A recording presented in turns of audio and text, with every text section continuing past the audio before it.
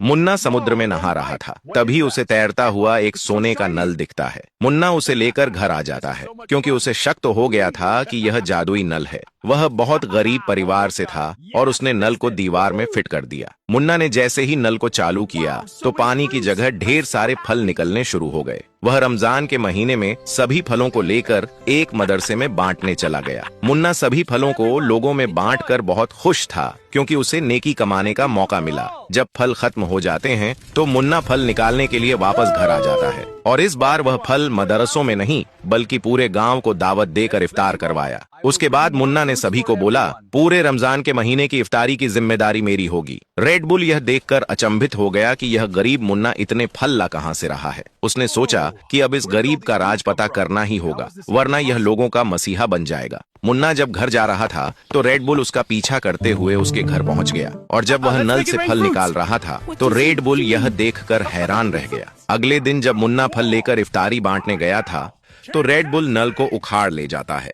तभी रास्ते में एक गाय ने उसे नल ले जाते हुए देखा तो उसे कुछ शक हो गया, और गाय नल को छीनने के लिए रेड बुल का पीछा करने लगी। रेड बुल भागते हुए जा रहा था, तभी उसका पैर फिसला और वह जमीन पर गिर गया। उसके बाद गाय तुरंत उससे नल छीनकर मुन्ना को देने जाने लगी, लेकिन गाय के साथ भी वही हुआ और वह भागते भागते अचानक फिसलकर धड़ाम से गिर पड़ी। रेड बुल उससे नल छीनने ही वाला था कि गाय ने होशियारी से नल को खा लिया। उदास रेड बुल वापस चला आता है और उसे वह नल छोड़ना पड़ता है। यहाँ मुन्ना घर आने के बाद नल गायब देखकर फूट फूट कर रोने लगा। तभी उसी समय गाय ने आकर मुन्ना को सारी बात बताई तो मुन्ना और भी टूट गया। तभी अचानक गाय ने ढेर सारे फल देना शुरू कर दिया, क्योंकि जादुई नल गाय के पेट में है। मुन्ना ने यह देखा, उसका दिल खुशी से भर गया और वह नल को भूल गया। उसके बाद मुन्ना फिर से लोगों के बीच जाकर इफ्तारी करवाने के लिए फल बांटने लगा। यह देखकर रेड बुल फिर से गुस्से से भर गया और गाय को उठाने निकल गया। मुन्ना पिछली बार की तरह आज भी फल बांटने गया तो रेड बुल मौका पाकर